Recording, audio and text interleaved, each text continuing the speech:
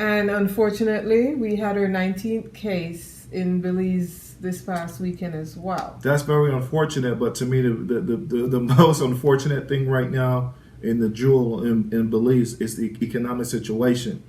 And I think they gotta start to think smarter than how they're moving right now, because a lot of our people right now cannot continue to go down this road and suffer the way they're suffering based on the economics of the country. That's right, but you gotta face it. The PM is kind of in between a rock and a hard place here. Don't Listen, you think? I don't think he's been in a rock and a hard place. I think that because of poor management, when times was good, they squandered a lot of money. Right. They failed to prepare. We had, within his tenure as prime minister, there were at least 3 other epidemics. There was Ebola, influenza, H1N1, Zika, chikungunya, like all different types of epidemics and outbreaks that happened within his tenure as So you're saying the prime minister. writing was on the wall. And there was no kind of planning or any kind of putting money aside for a rainy day. Yeah, but here we are today. So now But that's what I'm saying, because choices. listen, man, in basketball they teach you failure to prepare is preparing to fail. I agree. All right? So I agree. how can you say, we're here today? We're here today because we failed to prepare. I agree with that, but it's kind of like in accounting, they would say you're looking at a sunken cost. We are already here. So what do we do now, moving forward? What we do now is what I proposed earlier. They got to move smart now, because again, the entire reason why they shut down the country, that was just a tactic. All right, so that's right back to the tactic thing you're talking about. Yeah, and I think people got to differentiate between a tactic and actually have a plan. Right. So you bought time. Right. You bought time with the tactic of shutting down the country. The question is, what are you going to do with the time that you bought? Right. So you cannot sustain, not open up your country for economics. You have built your economy on tourism. Okay? Yes. The entire economy on tourism. Belize doesn't make anything. There's no manufacturing going on in Belize. Right. All right? Yeah, I mean a little bit. Our But trade, I get your point. Our trade, the trade imbalance between trade and export is through the roof. Right. The imbalance is not. I don't know if you want to even call it a fair match between imports and exports.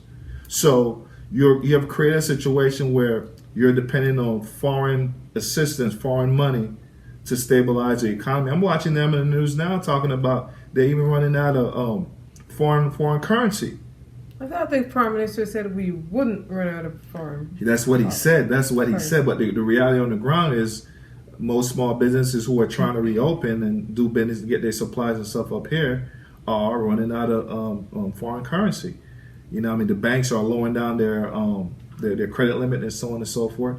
It's a very bad situation. So basically all I'm saying is that the current economic situation is not sustainable. And I agree with you, but you open up the country, Clint, and then,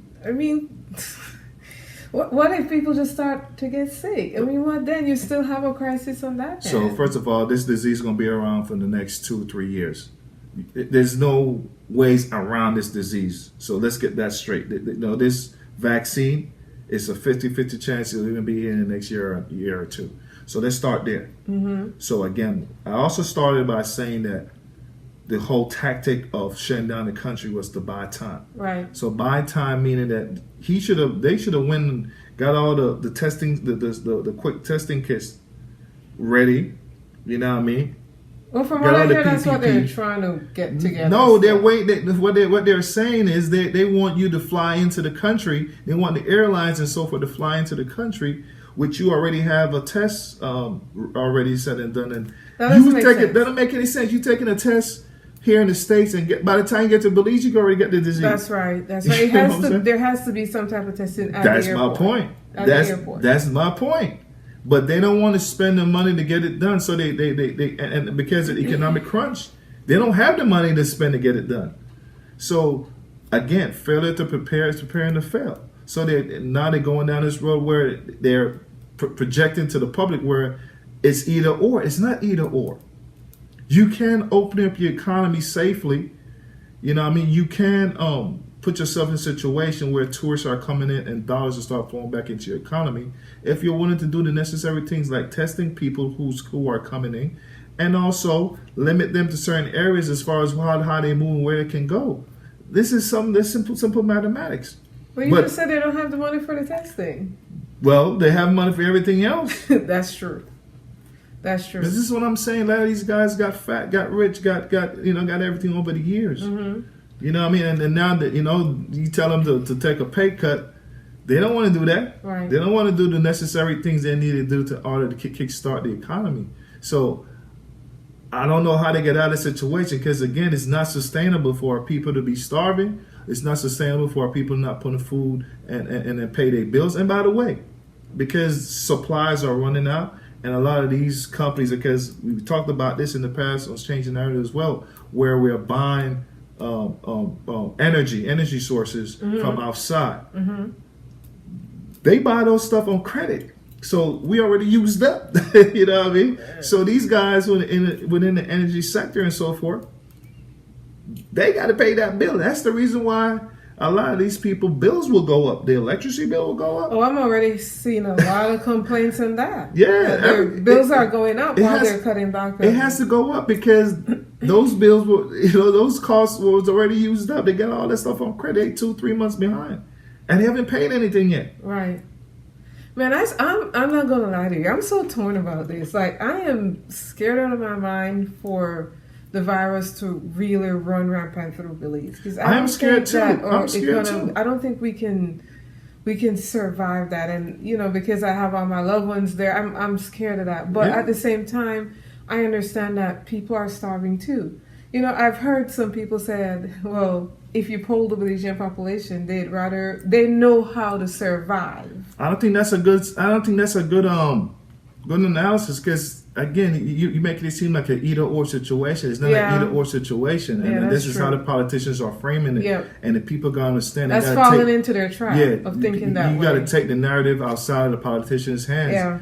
Again, people, the whole idea of them shutting down the country was to buy time to get enough PPEs to make sure their hospital services and so on and so forth can handle the influx of people. Mm-hmm. They didn't do any of that with the time that they bought. They're using a tactic now as a solution, and that should not be the solution. Right. They need to, at this point, go out and start a test, open up the country to tourists, and once any tourists come into the country, have them be tested. I would not open up the borders with Mexico and Guatemala. I'll keep those closed. Just to have some control. Yeah. Just to limit it to just one way. Way easier for you to handle people flying into your country than people coming to your borders. Yeah, and it's not about, America has as much cases as these people. It's just for control. Control reasons. It's just, you can't open every... You can do it smartly. Mm-hmm. You know what I mean? And the second thing I want to address is you have a lot of Belizeans who are stranded all over the globe. Yeah. That you know what I mean? It's not fair. Home.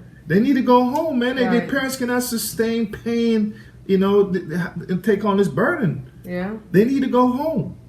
I mean, at some point, didn't they open it up? Didn't we have a flight coming today? No, it's not, it was I saw that flight came in. Well, the reason why they got the 19 case was because it was a cruise ship with some Belizeans that was on the sea for so many months. Which is peculiar, but hey. Yeah, but that's their country, man. They got to go home. Yeah. But you're right. There are a lot of Belizeans abroad who, God knows what's going on with their visas, who probably overstayed their times and all that type of stuff. You got to pay. You got to pay to sustain yourself in whatever foreign land that you're at.